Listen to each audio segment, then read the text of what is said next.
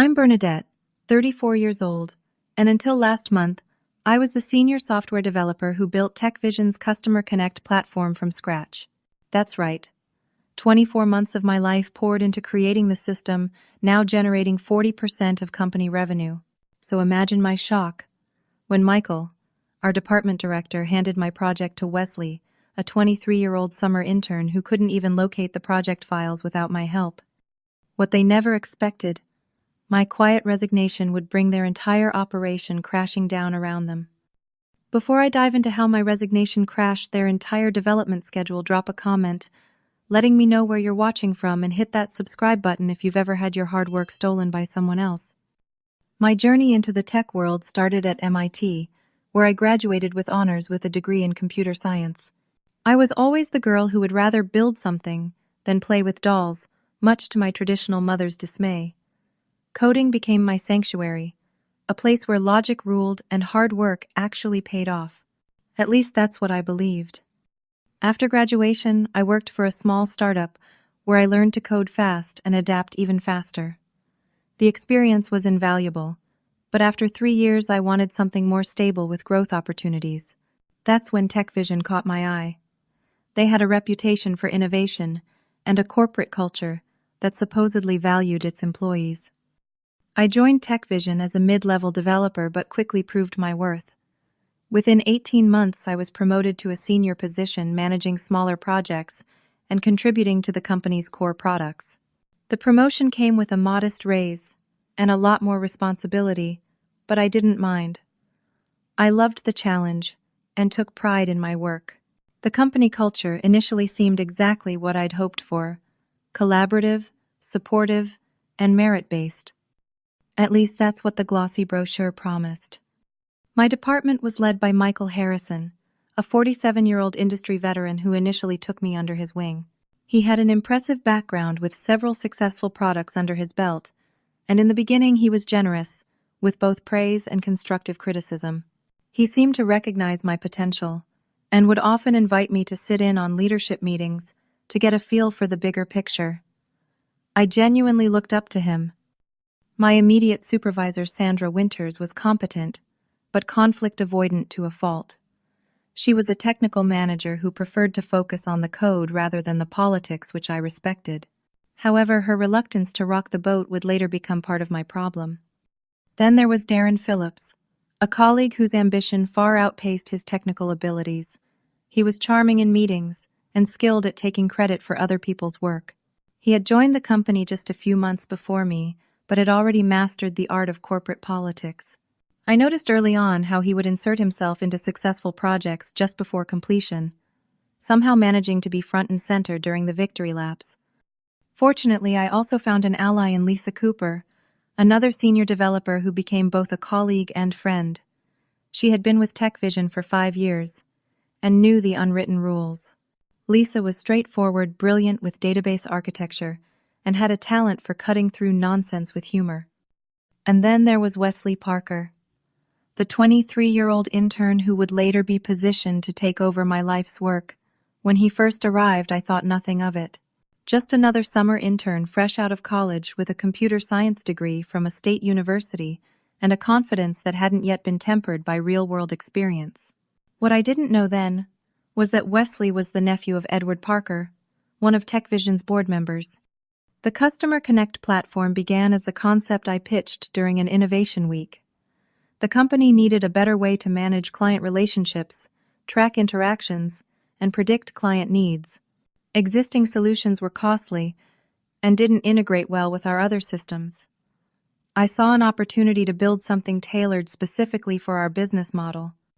My proposal was approved, and I was given a small team to begin development. I architected the entire system from database structure to user interface. Customer Connect was designed to gather data from multiple touchpoints, analyze client behavior patterns, and provide actionable insights to our sales and support teams. The platform would allow TechVision to anticipate client needs, reducing churn and increasing upsell opportunities. The technical challenges were significant. We needed real-time data processing, secure access for clients to their own portals, and seamless integration with existing systems. I spent countless nights solving complex problems, refining algorithms, and ensuring the platform would scale as the company grew. My team respected my leadership because I never asked them to do anything I wouldn't do myself. After 18 months of development, we launched the first version. The results exceeded everyone's expectations. Client satisfaction scores increased by 30%. Sales teams reported a 25% increase in upselling success. Support tickets decreased as the system proactively addressed common issues before they became problems.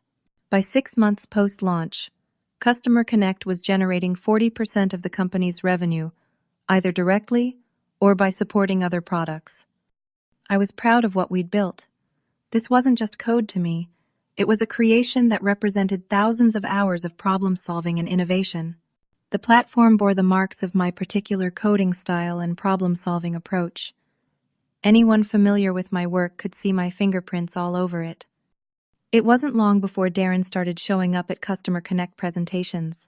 He hadn't contributed a single line of code, but suddenly he was just stopping by important client demos, inserting comments that suggested involvement. I noticed Michael allowing this, even encouraging it, by inviting Darren to meetings that were previously limited to the core team. Still, I wasn't overly concerned. The technical details were complex enough that no one could fake their way through a serious discussion about the platform's architecture. My position seemed secure, and the project was my baby. I had no idea what was coming. The first real warning sign came during a Monday morning department meeting. Michael was making the usual announcements when he suddenly brightened and said, "And I'd like to introduce a special talent who's joining us for the summer, Wesley Parker. Wesley comes highly recommended, and we're expecting great things from him." The introduction seemed disproportionately enthusiastic for an intern, but I didn't think much of it until Michael added, "Bernadette, I'd like you to take Wesley under your wing. Show him how Customer Connect works. He has some interesting ideas that might benefit the platform." My heart sank. I was already working 60-hour weeks managing the platform and planning the next major update. Now I was expected to babysit an intern too. Still being a team player, I agreed with a smile while mentally reorganizing my schedule. Wesley appeared at my desk an hour later, designer coffee in hand, and wearing what seemed to be a deliberately rumpled button-down that probably cost more than my entire outfit. His handshake was limp, his smile practiced. "So you're going to show me how all this works?" he asked, gesturing vaguely at my monitors filled with code. "Yes," I replied, pulling up a chair for him. "Let's start with an overview of the architecture." It quickly became apparent that Wesley lacked even basic programming knowledge. He didn't know what an API was. He confused Java with JavaScript. He asked if we could just use Excel instead of our database system. Each question revealed a new gap in his fundamental understanding. I created a simplified training program for him, starting with the basics. He would nod along as if he understood, then ask the exact same question the next day. I began documenting everything in writing so I could refer him back to previous explanations. 2 weeks into his internship, Wesley accompanied me to a client demo for a major financial services company. I had spent days preparing, making sure every feature worked flawlessly. 5 minutes into my presentation, while I was explaining the security features, Wesley interrupted. "What Bernadette is trying to say is that your data is super safe with us," he said with a grin. "Like Fort Knox safe, but without the hassle." The client's CISO frowned. Actually, I was interested in the specific encryption protocols being used for data at rest and in transit. I smoothly provided the technical details while Wesley scrolled through his phone. After the meeting, instead of apologizing, he told me I should lighten up and not be so technical with clients. That evening, I mentioned the incident to Lisa over drinks.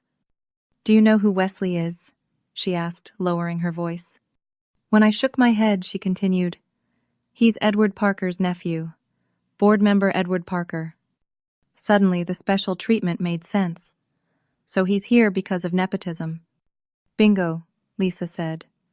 "And between us, this isn't his first internship here.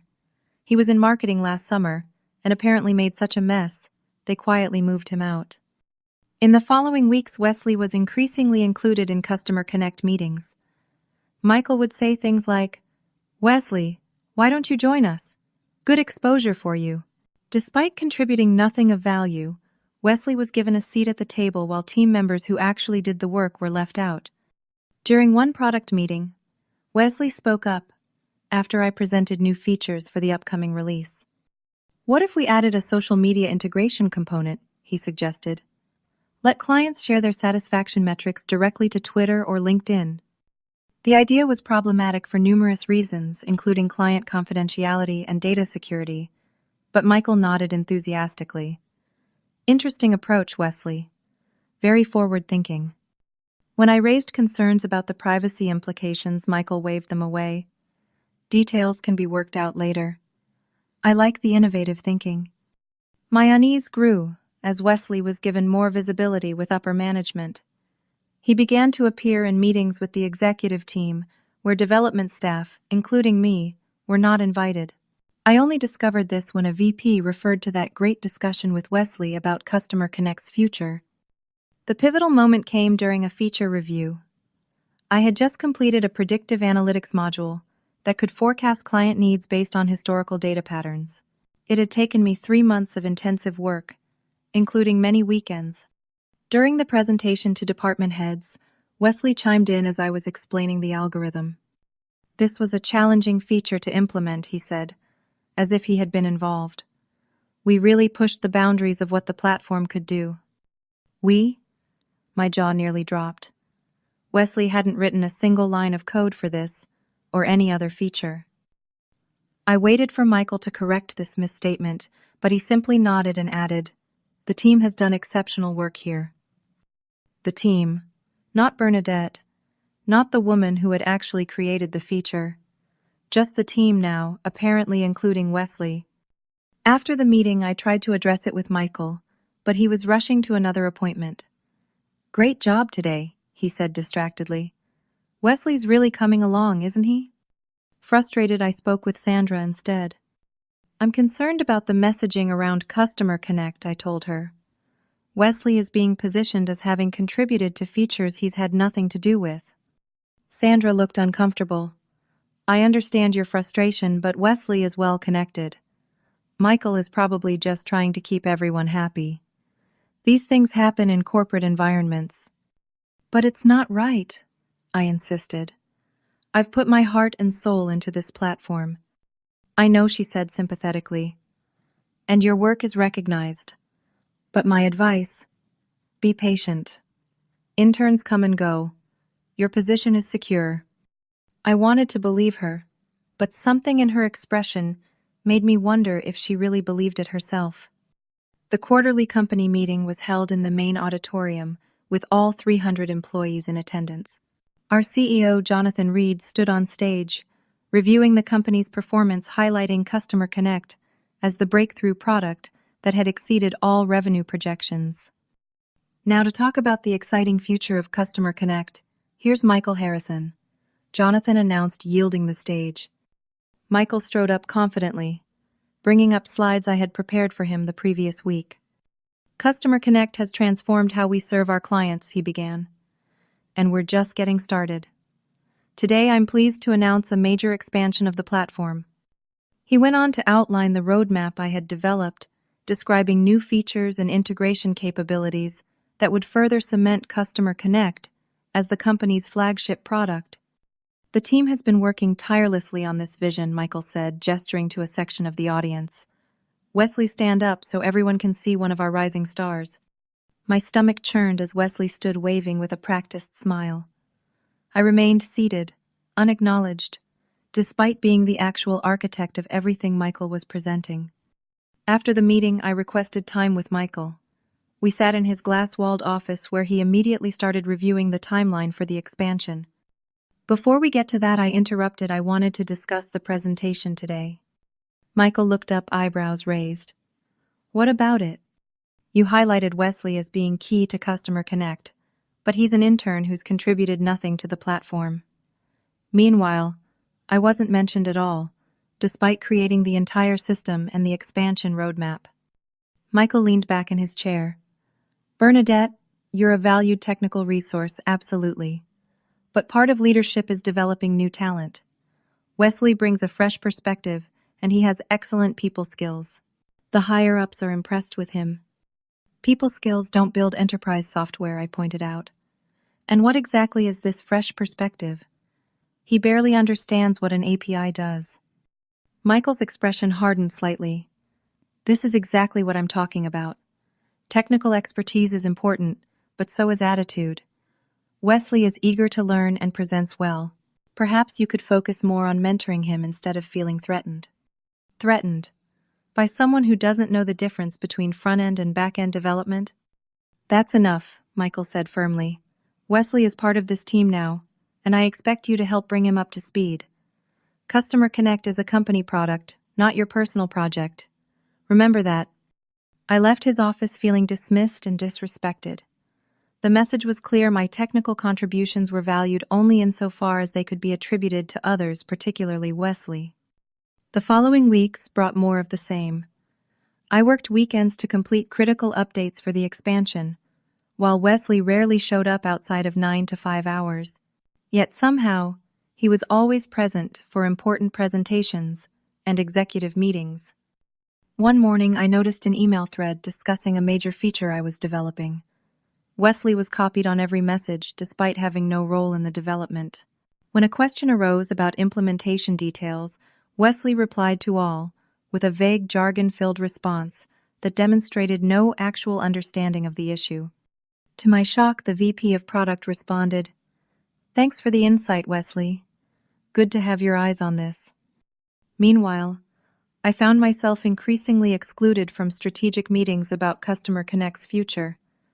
When I asked Sandra about a product strategy session I hadn't been invited to, she looked away uncomfortably.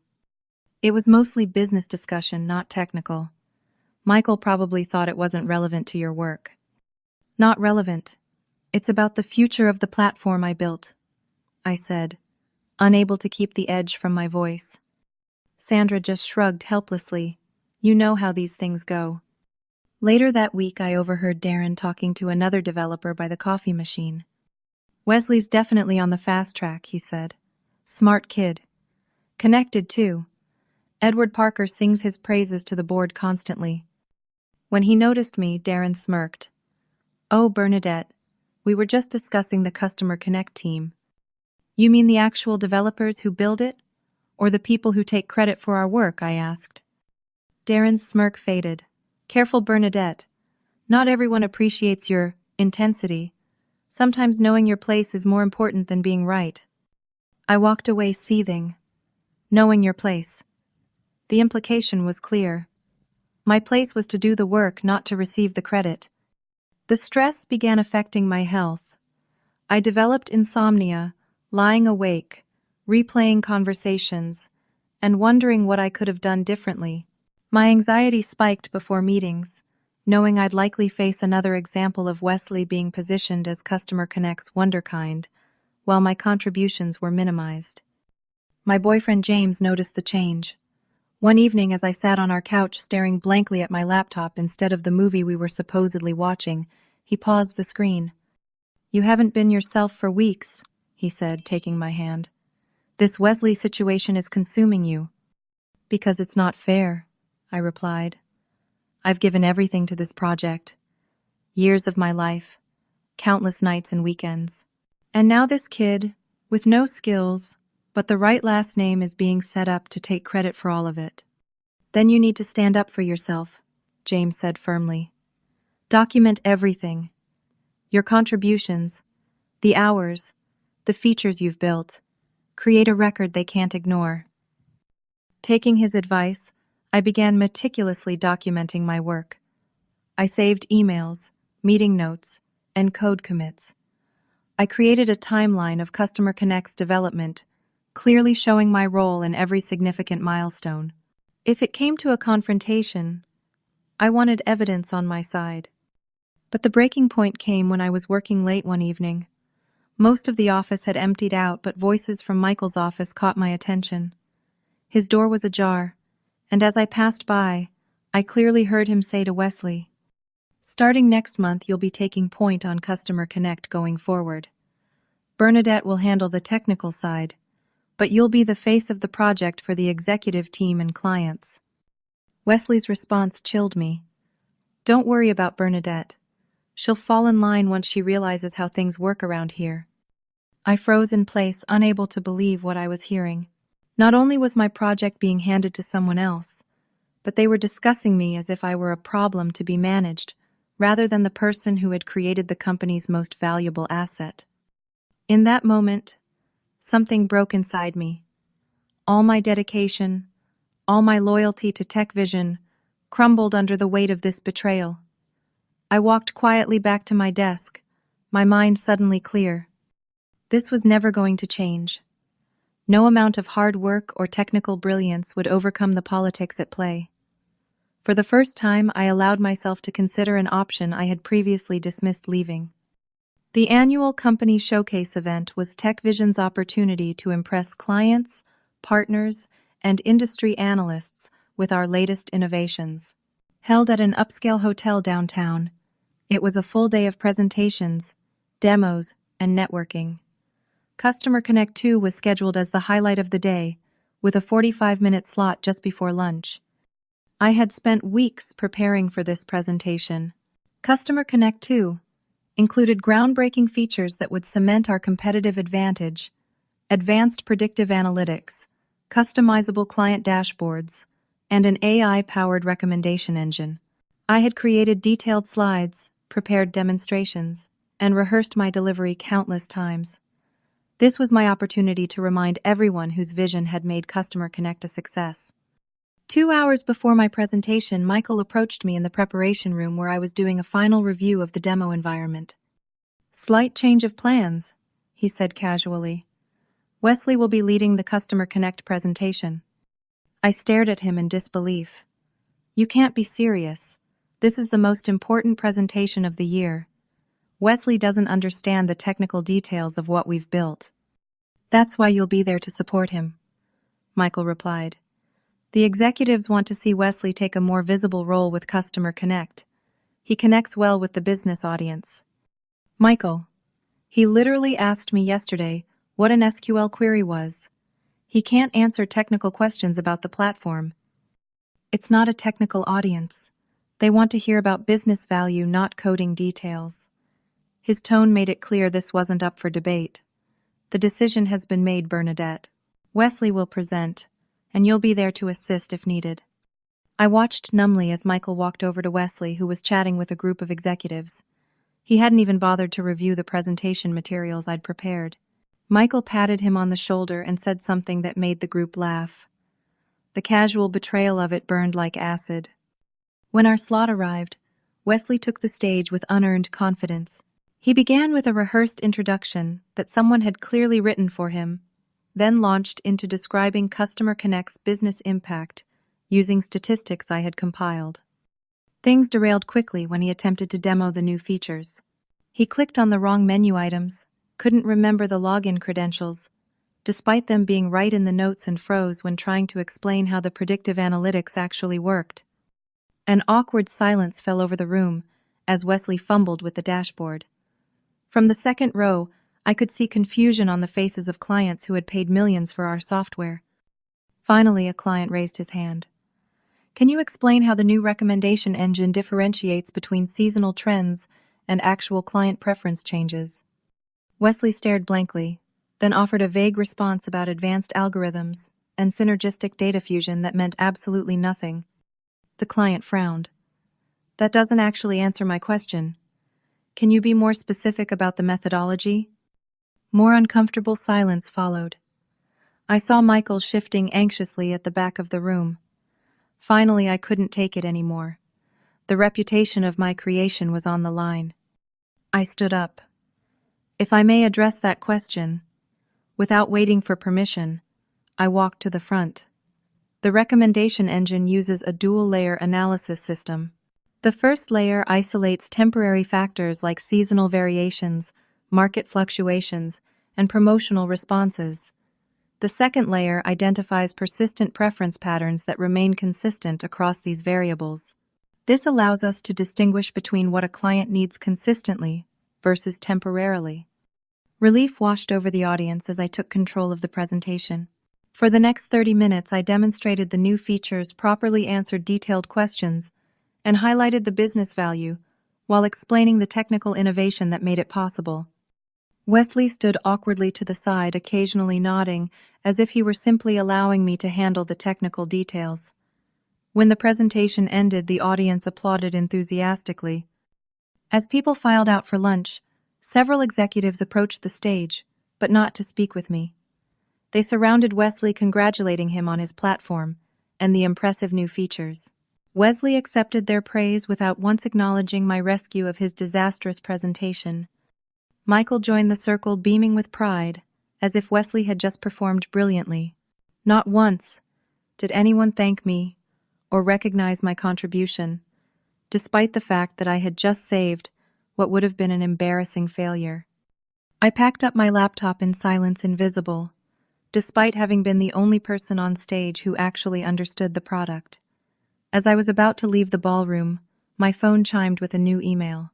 It was a company-wide announcement from Michael.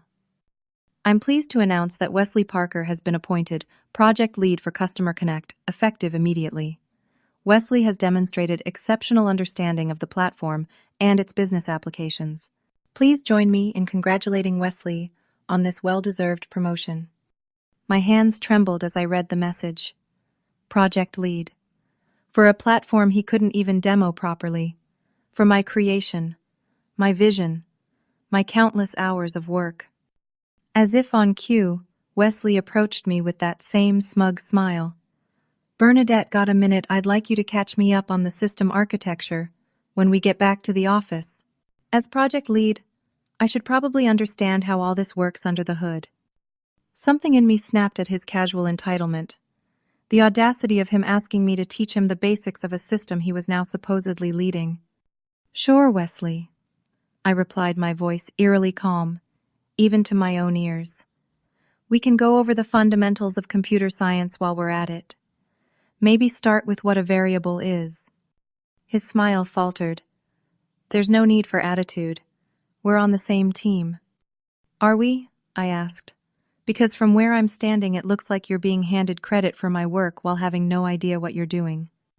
Wesley's face hardened. This is exactly why Michael thought a change in leadership was necessary. You're too emotionally attached to the code. This is business, Bernadette. It's not personal. I laughed, a short, bitter sound. Not personal. I've spent 2 years of my life building this platform, and now you're suddenly in charge because your uncle sits on the board. Tell me how that's not personal. Wesley flushed. My relationship with Edward has nothing to do with this. I earned this position. By doing what exactly? You can't even log into the system without help. By understanding what the executives actually care about, he snapped. They don't care about your clever code or elegant solutions. They care about results and relationships, something you clearly don't understand. Before I could respond, Michael appeared beside us. Is everything all right here? He asked, his tone falsely pleasant. Just fine, I said. Wesley was explaining how he earned his new position, despite knowing nothing about the platform he's now leading. Michael's face tightened. Bernadette, I think we should discuss this privately. Now. We moved to a quiet corner of the now empty ballroom. Michael didn't bother to hide his displeasure. What was that about? You undermined Wesley in front of executives and clients. Undermined him? I saved that presentation from disaster. He couldn't answer basic questions about the platform. He's still learning the technical details. He's been learning for months and still doesn't understand the fundamentals. Yet you've made him project lead. Michael's expression darkened. This attitude is exactly the problem. You're not a team player, Bernadette. You've been resistant to integrating Wesley from the beginning, because he contributes nothing while taking credit for my work. Your work, Customer Connect, is a company product developed with company resources. Your territorial behavior is unprofessional and frankly concerning. I stared at him, unable to believe what I was hearing. So my concern about an unqualified person being put in charge of a critical system is unprofessional. Wesley brings qualities to the role that you lack. He communicates effectively with executives and understands the business perspective. Not everything is about code. No, apparently it's about who your uncle is, I said, before I could stop myself. Michael's face reddened. That's enough. You should be grateful for the opportunity to collaborate with fresh talent instead of complaining. Many developers would appreciate the chance to work on a successful platform like Customer Connect, regardless of who gets the credit. His words hit me like a physical blow. Grateful. I should be grateful while watching someone else take credit for my creation. I'll expect you to fully support Wesley in his new role, Michael continued. That means sharing all project documentation, bringing him up to speed on the technical aspects, and maintaining a positive attitude. Is that clear? I nodded mutely, not trusting myself to speak. Good, Michael said clearly, considering the matter settled. The car back to the office leaves in 20 minutes. I watched him walk away, joining Wesley and the executives who were still chatting by the stage. They laughed at something completely at ease while I stood alone, suddenly seeing my future at TechVision with painful clarity. That night I barely slept. I lay awake staring at the ceiling, replaying the day's events and Michael's words. You should be grateful. The phrase kept echoing in my mind, each repetition stoking my anger. By morning I knew what I had to do. The day after the showcase, I called Rachel, an attorney friend from college who specialized in employment law.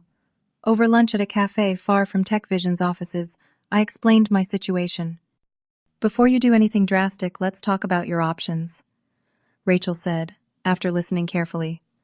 What's your goal here? Do you want to fight this, or make a clean break? I considered the question. Honestly, I don't want to spend the next year of my life in meetings with HR and lawyers. I just want my work recognized and respected.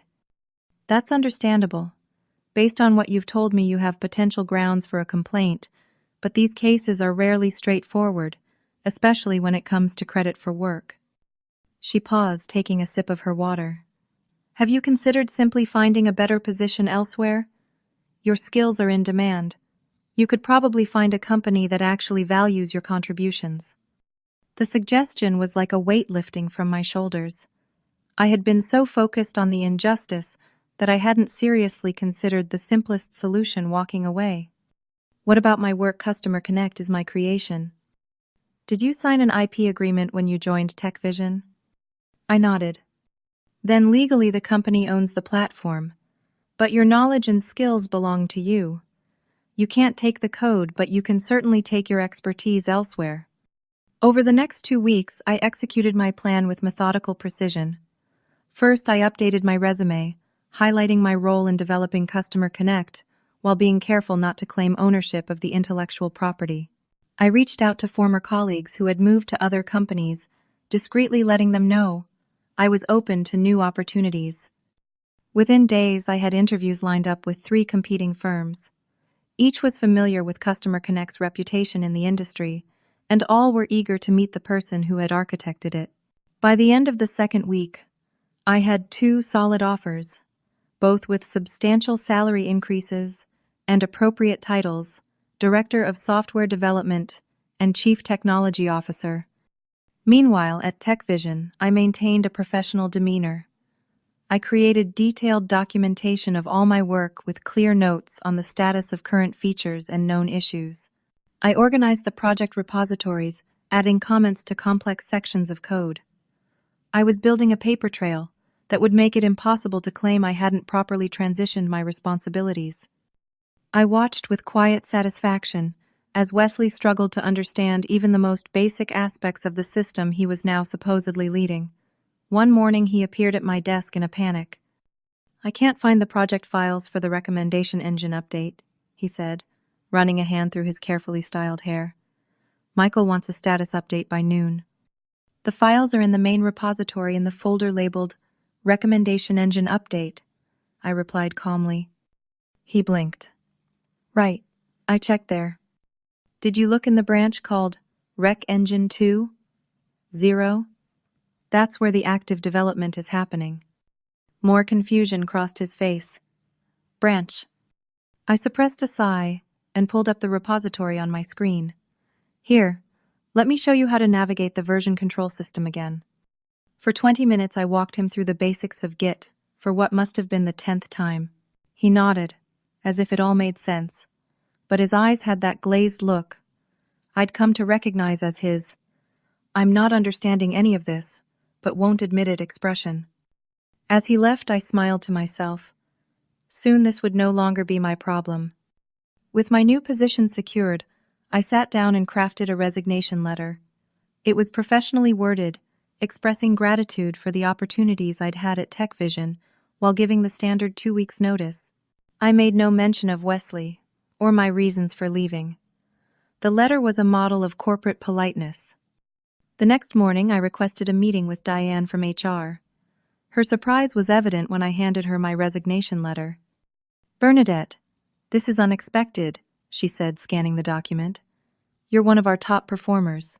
Is there anything we can do to change your mind? We could discuss a raise or perhaps a promotion." "Thank you, but I've accepted a position elsewhere," I replied. "May I ask why you're leaving? Was there a specific issue?" I smiled politely. "I'm just ready for a new challenge. I've learned a lot here, but it's time for me to move on. Michael will be very concerned about this, especially with Customer Connect being such a priority. Perhaps you should speak with him before making a final decision." "My decision is final," I said firmly. "As my letter states, I'm giving 2 weeks' notice and will ensure a smooth transition." Diane looked troubled. "At the very least, let me set up a meeting with Michael this afternoon. He'll want to discuss transition plans for Customer Connect." I nodded, knowing the storm that was coming. "Of course. Just let me know when." As I left HR, I passed Wesley in the hallway. He was on his phone looking frustrated. "No, I told you I need admin access to the testing environment," he was saying. "I'm the project lead for Customer Connect." "Yes, that's what I'm trying to tell you. I should already have access." I continued walking, allowing myself a small smile. Reality was already beginning to set in for him. The meeting with Michael was scheduled for 3 o'clock. I arrived precisely on time, resignation letter in hand in case HR hadn't already shared it. Michael was behind his desk, looking unusually serious. Diane from HR sat in the corner, laptop open. "Bernadette," Michael began without preamble, "Diane tells me you're resigning. This comes at a very inconvenient time for the company." "I understand the timing isn't ideal," I replied. "That's why I'm giving 2 weeks' notice and will do everything possible to ensure a smooth transition." "But why leave now? Customer Connect is entering an exciting new phase. Your technical skills are still needed on the project." "I've accepted an opportunity that better aligns with my career goals," I said, keeping my tone neutral. Michael leaned forward. "We can match whatever offer you've received. 10% more, and we could discuss a title change if that's a factor." "It's not about the money or title." "Then what is it about?" Michael's frustration was beginning to show. "Is this because of Wesley's promotion? Because if you're feeling overlooked, we can find ways to recognize your technical contributions while he handles the leadership aspects." I simply smiled. "Wesley's got this." Michael stared at me for a moment, then pulled my resignation letter from a folder on his desk. As he read it again, his face gradually changed color from normal to pink to an almost purple hue. "This is about Wesley, isn't it?"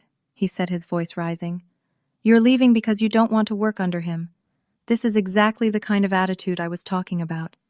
"I didn't say that," I replied calmly. "Those are your words. Do you have any idea what this will do to the Customer Connect timeline? We have deliverables promised to major clients. The documentation I'm preparing should help with the transition." "Documentation?" Michael almost laughed. "You think documentation can replace your knowledge of the system? The board is expecting the next release in 3 months. How is that supposed to happen without you?" I shrugged slightly. "As you've pointed out many times, Customer Connect is a company product, not my personal project. I'm sure Wesley has everything under control." Michael's face darkened further. "This is unprofessional. You're leaving us in a lurch because your ego can't handle not being in charge. Diane cleared her throat. Michael, let's keep this constructive. Bernadette has the right to resign, and we should focus on transition planning. Michael ignored her. Where are you going? Which competitor poached you? I'd prefer not to discuss my new position, I said. But I assure you, I've signed all the appropriate non-disclosure agreements and understand my obligations regarding TechVision's intellectual property. Michael stood up, pacing behind his desk. You built Customer Connect. You know every line of code. We need at least a month for transition, not 2 weeks. My new position starts in 3 weeks. 2 weeks' notice is standard. Standard doesn't apply to critical personnel. Michael's voice had risen to almost a shout. He took a deep breath, visibly trying to calm himself. When he spoke again, his tone was different, almost pleading. Bernadette, let's be reasonable. You've invested 2 years in Customer Connect. Do you really want to walk away? Now? We can work something out. A different reporting structure, perhaps. Or a parallel leadership role, focusing on the technical architecture, while Wesley handles the business side. Too late, I thought. Too late for compromises. I've made my decision, I said firmly. I'll spend my remaining time documenting everything and helping with the transition, but after 2 weeks, I'll be moving on. Michael slumped back in his chair, the fight going out of him, as he finally realized I wouldn't be persuaded. You've put us in an impossible position, he said quietly. The board will have questions I can't answer. I'm sure Wesley can handle it, I replied, standing up to leave. After all, he's the project lead now. As I walked out of Michael's office, I felt lighter than I had in months. The decision was made. In 2 weeks, TechVision's problems would no longer be mine. My final 2 weeks at TechVision unfolded like a slow-motion train wreck that I watched from a safe distance. I arrived each morning at exactly 9, spent the day methodically documenting every aspect of Customer Connect, and left precisely at 5. No more late nights, no more weekends. My time now belonged to me. I created comprehensive guides for each module of the platform, recorded video walkthroughs of complex procedures, and organized all project documentation into a coherent knowledge base. Everything was meticulously labeled and cross-referenced. No one could say I hadn't done my part for the transition. Wesley's panic grew more evident with each passing day. He would hover around my desk, asking increasingly desperate questions as he began to grasp the enormity of what he didn't know. Could you go over the database schema one more time? He asked on day 3. The API authentication flow isn't making sense to me, he admitted on day 5. By the beginning of the 2nd week, he had dropped all pretense. I don't think I can do this, he confessed during a rare moment of honesty. There's too much to learn. You'll figure it out, I replied with the same empty encouragement he and Michael had offered me countless times. It's just a matter of getting up to speed. Meanwhile, word of my resignation had spread throughout the company. Colleagues stopped by my desk to express surprise, and in many cases understanding. Sandra visited on my 3rd day after giving notice. I should have supported you more, she said quietly, perching on the edge of my desk. I knew what was happening wasn't right. You were in a difficult position, I replied, though part of me did resent her silence when it would have mattered. Still, I'm sorry. For what it's worth, Michael is in full panic mode. He's been in emergency meetings with the executive team every day. Lisa was more direct when we had lunch together. The place is imploding, she said, with a certain satisfaction. Nobody knows how Customer Connect actually works except you. Wesley is drowning, and Michael can't save him. What about the clients? I asked. They're getting nervous. That big financial services company called yesterday asking specifically for you. When they found out you were leaving, they demanded a meeting with your replacement. Apparently, Wesley's performance didn't inspire confidence. Even Darren's attitude changed. Where once there had been condescension, now there was a grudging respect, even nervousness. He stopped by my desk with an unusually humble request. I was wondering if you could walk me through the reporting module before you leave, he said. I might need to help support it after you're gone. Everything is documented in the knowledge base, I replied. But I can answer specific questions if you have them. He nodded, then hesitated. For what it's worth, I think you got a raw deal. Wesley isn't qualified to run a lemonade stand, let alone customer connect. On day 8, Lisa informed me that several other developers were updating their resumes. Nobody wants to be left holding the bag when customer connect starts falling apart. Plus, if you found something better, they figure they can too. Michael's desperate attempts to retain me continued. He scheduled daily meetings to check in on the transition, each one eventually turning into another attempt to get me to stay. What if we created a new position? Chief Technical Architect, reporting directly to me with a 30% salary increase. I've already accepted another position, I reminded him. We could match their offer and add a signing bonus to make up for the inconvenience. When incentives failed, he tried guilt. The company has invested millions in Customer Connect. Your leaving puts that investment at risk. The company chose to put Wesley in charge, despite his lack of qualifications. That decision put the investment at risk. By the end of the first week, rumors were circulating about an emergency board meeting regarding the Customer Connect succession crisis, as it was being called. Lisa, who had connections in the executive assistant pool, confirmed it. Edward Parker is furious, she told me, over drinks after work. Apparently, he expected his nephew to get mentorship and experience, not be thrown into a leadership role he can't handle. He's blaming Michael for setting Wesley up to fail. On day 10, I received an unexpected visitor, Edward Parker himself. The board member arrived at my desk, unannounced, his expensive suit and commanding presence drawing curious glances from nearby developers. Miss Williams, he said formally, I wonder if we might speak privately. We used a small conference room where Edward got straight to the point. I understand you're leaving because my nephew was promoted over you. I'm leaving because I received a better opportunity, I corrected. Edward's eyes narrowed. Let's not play games. Wesley told me you've been uncooperative and resentful since his promotion. He says you're deliberately sabotaging his transition by withholding critical information.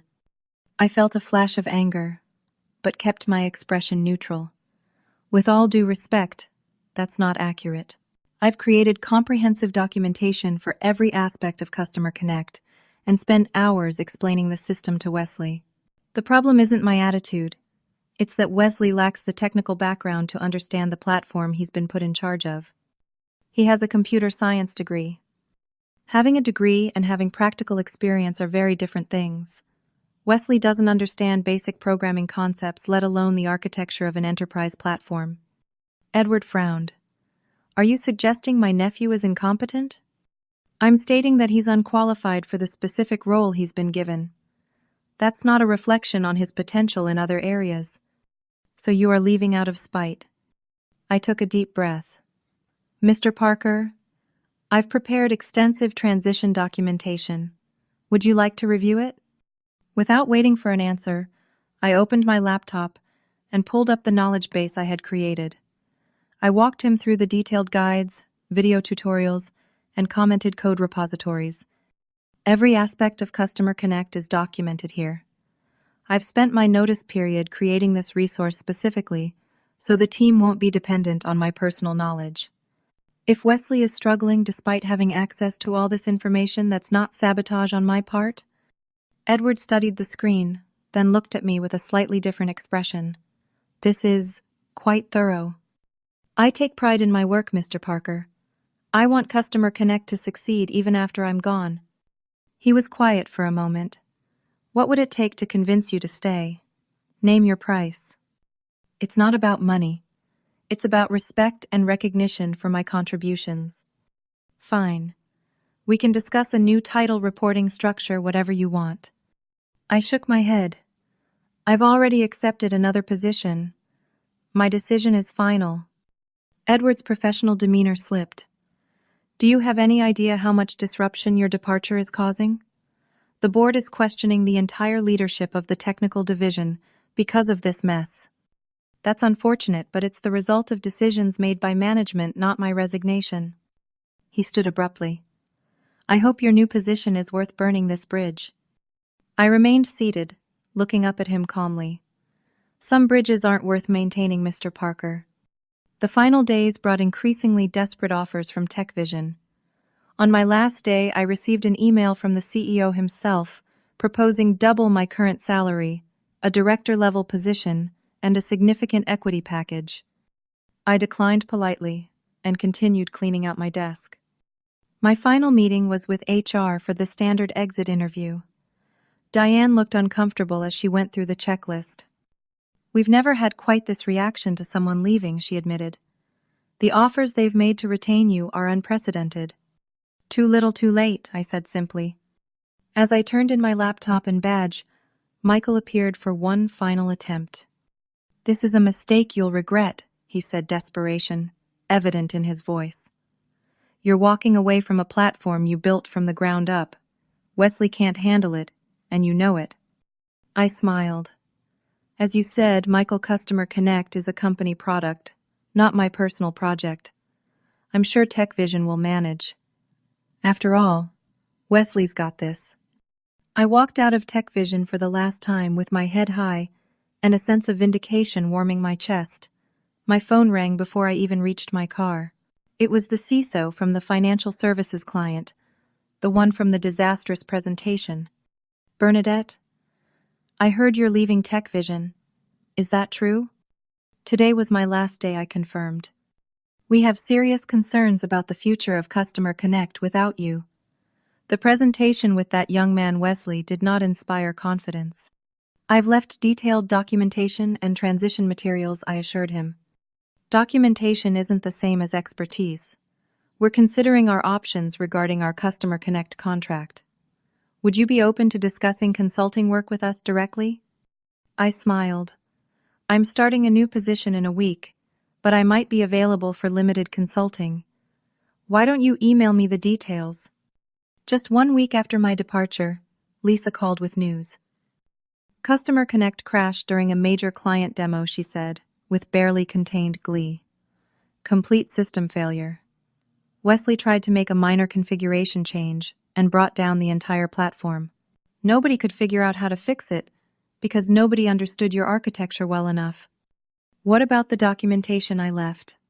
"Oh, they're using it, but there's a difference between following instructions and actually understanding why things work the way they do." 2 days later, my phone displayed a familiar number, Michael Harrison.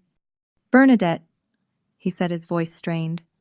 "We have an emergency situation with Customer Connect." "I'm sorry to hear that. We need your help. The system is experiencing critical issues that we can't resolve.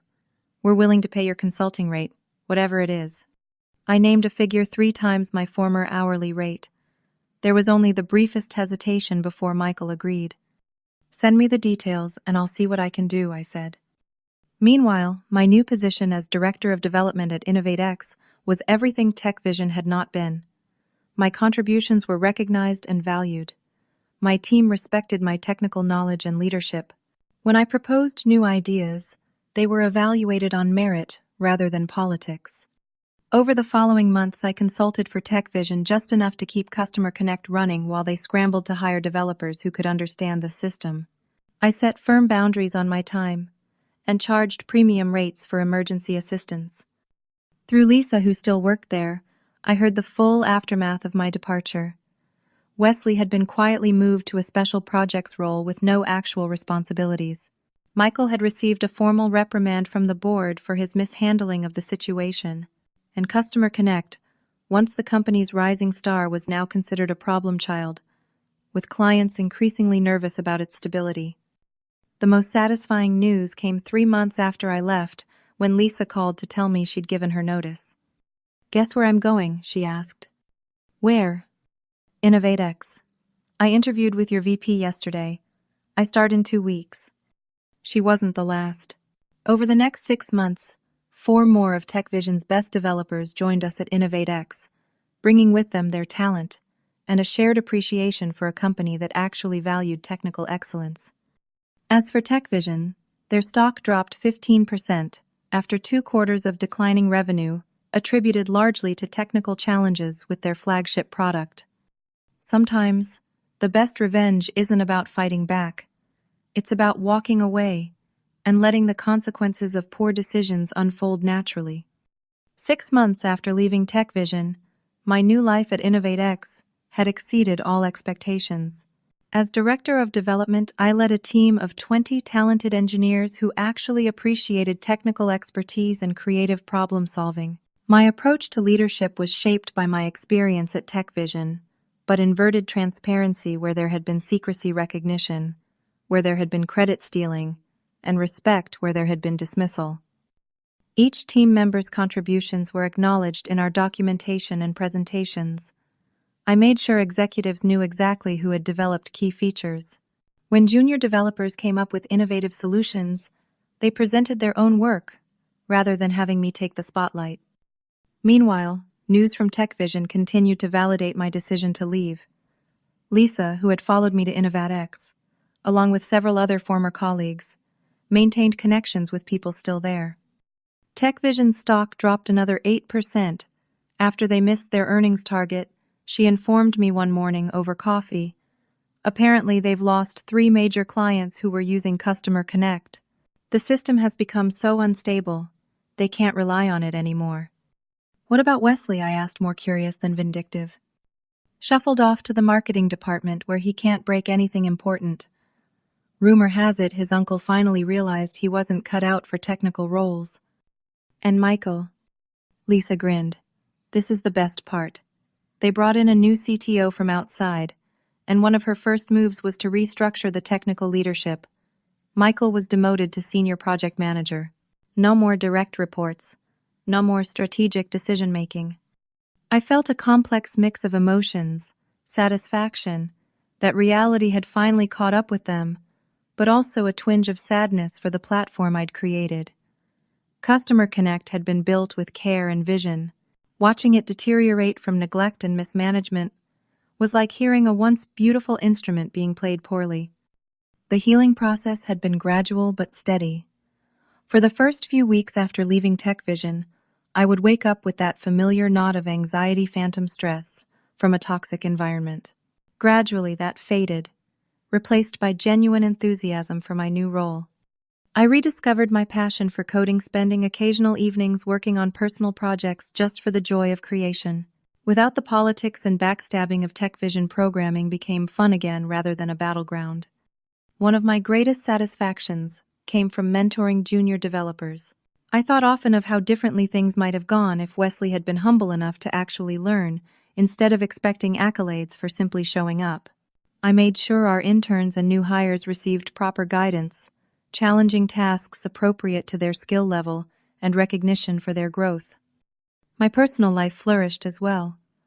James had been my rock throughout the ordeal, and 6 months after my career change, he proposed during a weekend hiking trip in the mountains. As we sat watching the sunset from a rocky outcrop, he took my hand. "You know what I realized when you were going through that mess at TechVision?" he asked. "That you are the strongest, most principled person I've ever met.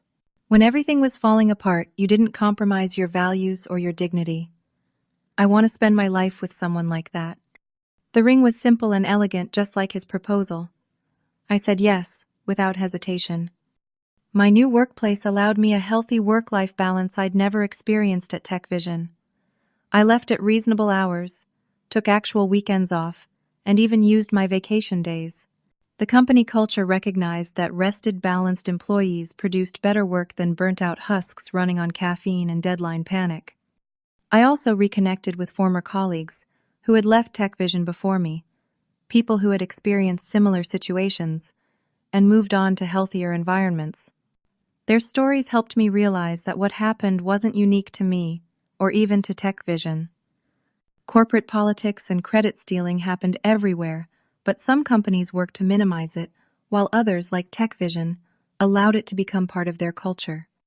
One evening during a team dinner celebrating a successful product launch, our CEO raised a toast to Bernadette and her team, who delivered not just on time but with code so elegant our maintenance costs will be half what we budgeted. This is what happens when you hire the best and then actually listen to them.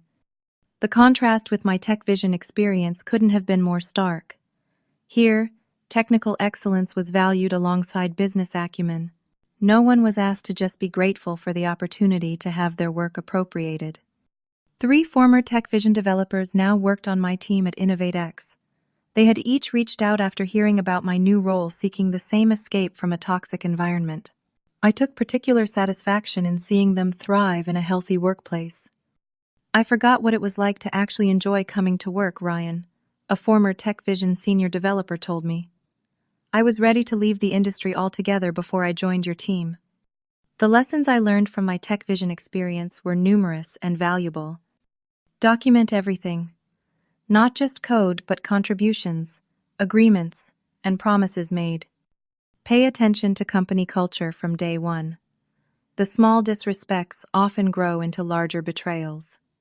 Recognize red flags, early unqualified people, being promoted contributions, going unacknowledged political connections, outweighing merit. Maintain professional networks outside your current employer. The relationships you build throughout your career can be lifelines when you need to make a change. Your skills belong to you, even if the specific code you write belongs to your employer. Sometimes walking away with dignity is more powerful than fighting a broken system.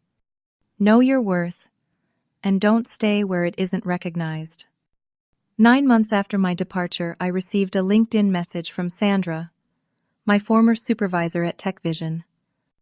Thought you'd want to know that Michael is leaving.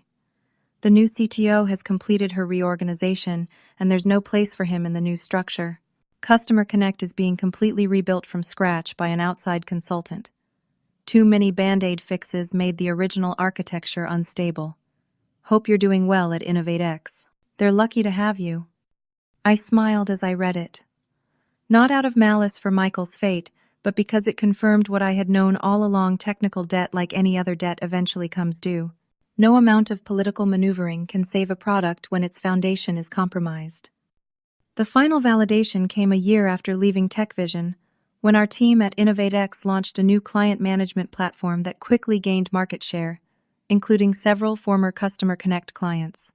We had built something that honored the best ideas from my previous work, while improving on areas where I'd learned valuable lessons.